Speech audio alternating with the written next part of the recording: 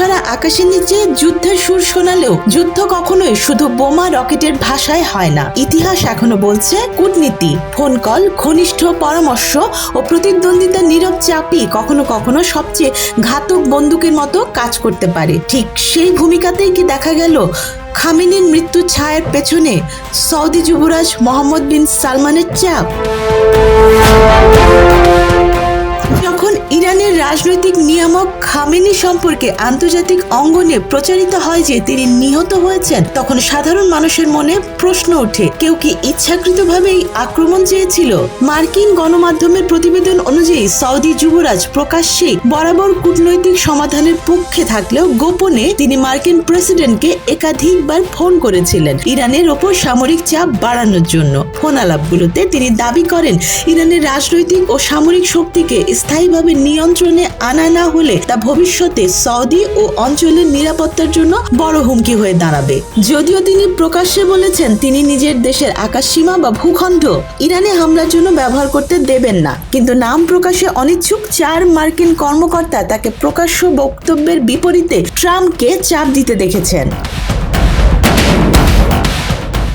শিয়া অধ্যুষিত ইরান ও সুন্নি নেতৃত্বাধীন সৌদি আরবের সম্পর্ক ইতিহাস জুড়ে টানাপোড়েনের গল্প। এই প্রতিদ্বন্দ্বিতার পেছনে শুধু ধর্মীয় আঁতাত নয়, অর্থনৈতিক এবং ভূ রাজনৈতিক হিসাবও কাজ করছে। তেলের অবকাঠামো, অঞ্চলীয় রাজনৈতিক আধিপত্য আর একটি শীর্ষ শক্তির আগমন, এসবের হিসেব বইতে ইরানকে চ্যালেঞ্জ হিসেবে দেখা হয়েছে। মধ্যপ্রাচ্যের আরও এক শক্তি ইসরায়েল বরাবরই ইরানকে তাদের অস্তিত্বের জন্য বড় হুমকি হিসেবে বিবেচনা করে এসেছে। বারবার আন্তর্জাতিক মহলে ইসরায়েল নেতারা ইরানের বিরুদ্ধে তীব্র ঘোষণা দেয় এবং আগাম হামলার পক্ষে অবস্থান প্রকাশ করে। এই দুটি ভিন্ন ভিন্ন চাপ সৌদি যুবরাজের ফোন কল ও ইসরায়েলের প্রকাশ্য রোস্টার ট্রাম্প প্রশাসনের উপর মিলিতভাবে গুরুভার চাপ সৃষ্টি করে, যার ফলে মার্কিন নেতৃত্ব ইরানে একটি বিরাট বিমান অভিযান চালানোর সিদ্ধান্ত নেয়। ট্রাম্প মহাশক্তির ভাষায় ঘোষণা করেন, আমি এমন কিছু করতে যাচ্ছি না যা আমার পূর্বসূরিগণ কখনো করেননি।